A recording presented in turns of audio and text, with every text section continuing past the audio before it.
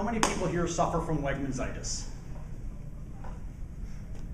The only reason I ask is that I have recently been diagnosed with this ailment. For those of you who are not familiar with Wegmansitis, it is the inability, according to Black's Medical Dictionary, the inability to go to Wegmans and come out with just what is on your list or spend less than $40. Now, my earliest recollection of Wegmansitis and my situation was a few years ago I went to get a loaf of Italian bread for my pasta that night. Well, I came out with, an hour later, 3 bags of groceries. I took them home, I unpacked them, and guess what was not in the bag? A couple weeks ago, I went to get a carton of half and half, and I walked into Wegmans, and immediately I said, oh, I need mushrooms. I need lettuce. So I picked up the mushrooms, I picked up the lettuce, I went up to the register, and I'm standing there and I'm like, I'm forgetting something. There's something else I need. And I get right into the register, I set my items down, and I'm like, the half and half. So I had to back up out of the line. Excuse me. I passed a nun. The only reason I know, she whacked my knuckles. I went back, got the half and half. I came back up, and that line was closed. But the worst, by far, example in my situation, was the time I went to get a 5-pound bag of flour because I was going to make Christmas cookies that weekend. I did come out with the flour, but I also came out with a 12 place setting set of dishes and a dozen mason jars. Now what makes this the worst is I already have a 12 place setting set of dishes and I live alone. But I blame Wegmans for all of this because they are constantly changing the store. The items that used to be on aisle 4 are now on aisle 6. So when I go to get the flour on aisle 4, what's there but mason jars? So of course I need a dozen mason jars. I don't can, but I needed mason jars. Well, I said, you need help. So I went to my doctor. I said, doctor, he's like, well, it's a well-known ailment in this area. There are 3 options you can use. They're kind of extreme. The first is to shop at Tops. Because if you deviate from your list, you can't afford 3 bags of groceries at Tops.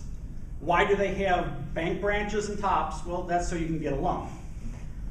The second option is to shop at Walmart. Because if you deviate from your list at Walmart and end up with more than 20 items, there's only 2 aisles left that you can check out in, and it'll take you an hour.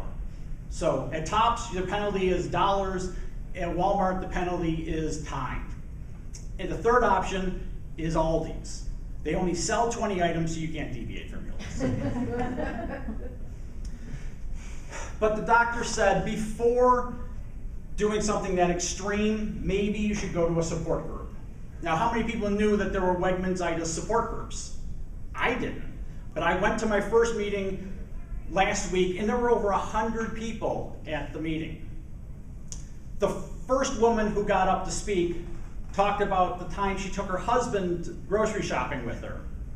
And he spent the entire trip going to all the free sample stations, trying them all, and then picking up the recipes and proceeding to get each of the items in the recipes, none of which were on the list.